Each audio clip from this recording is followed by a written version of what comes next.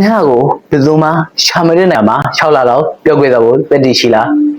တကယ်လို့တက်တီရှိရဆိုရင်ခမည်းပြန်ပေါ်လာတဲ့အခါခမည်းရဲ့ဘဲဝင်ကခမည်းကိုလူစိတ်တယောက်လိုမျိုးအော်တော်လို့သွားကြည့်ရမယ်ဒီနေ့ကျွန်တော်ပြောပြသွားမယ်မဟုတ်အရှင်း30ကလောက်ကြည့်6လအတွင်းမှာခမည်းရဲ့စိတ်တိတ်ခမည်းရဲ့ငွေကြေးခမည်းရဲ့ခန္ဓာကိုယ်ကလူတွေလိုက်မမီလောက်တဲ့အထိပြောင်းလဲသွားကြည့်ရမယ်စင်တစ်ကကြတော့အစဲတောက်တွေကိုဖြုတ်ပါဆိုရှယ်မီဒီယာပေါ်မှာလူများတွေရဲ့ဘဝကိုကြည်တာရက်လိုက်ပါခိန်းတော့တာအရှင်ဖြုတ်တာတွေကိုဖြုတ်ပြီးခမရဲ့အုံနောက်ကိုဒိုပါမင်ဒီတိုစ်လောက်ပါစင်တစ်ကကြတော့ပညာကိုလက်နဲ့လို့သုံးချပါ6လအတွင်းမှာစကစ်တစ်ခုကို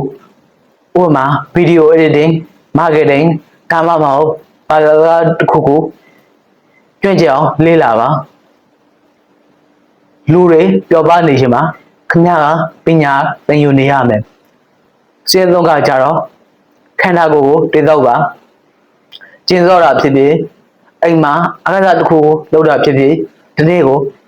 မိနစ်30လောက်အချိန်ပေးပါခမရဲ့ရောက်ဝဲတာပြောင်းလဲမှုကလူတွေကိုစကားမပြောနိုင်တော့အောင်လုပ်နိုင်တဲ့ကောင်းဆုံးလက်နဲ့ပဲခမတကယ်ရောခလာတီပြောက်ွယ်သွားဖို့သိချရလားသိချတယ်ဆိုရင် comment မှာ focus လို့ရေးပေးခဲ့ပါဒီဗီဒီယိုကခမအတွက်